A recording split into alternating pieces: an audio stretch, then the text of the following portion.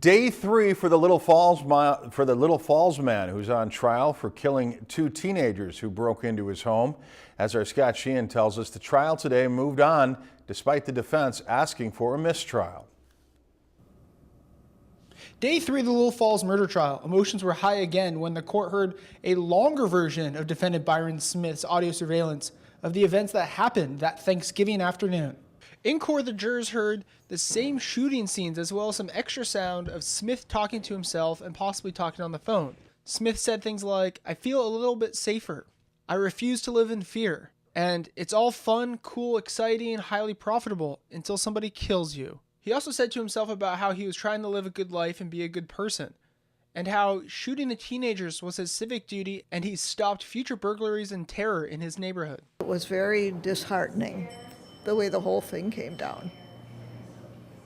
That he felt he had to shoot them and he could have talked to them beforehand and settled all this.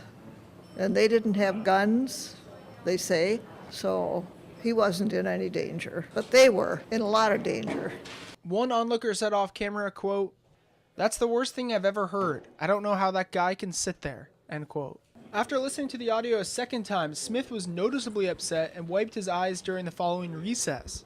Earlier in the day's proceedings, defense attorney Steve Meshbesher asked for a mistrial because he didn't receive evidence. It's just that I have requested those for months, and then I didn't even know they existed.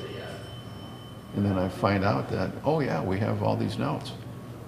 And then I went, asked him to retrieve them, and then he's got about 100 pages of things I haven't even read. The defense says they're happy with how they ended today. They're able to point out that the prosecutor handpicked extra audio for the jury to hear, while leaving off extra audio the defense thinks would have helped Mr. Smith's defense. The prosecutors say they have 2 more witnesses still to question for tomorrow morning. In Little Falls, Scott Sheehan, Lakeland News.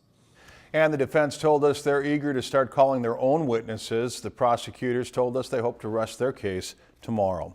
If you've enjoyed this segment of Lakeland News, please consider making a tax-deductible contribution to Lakeland Public Television.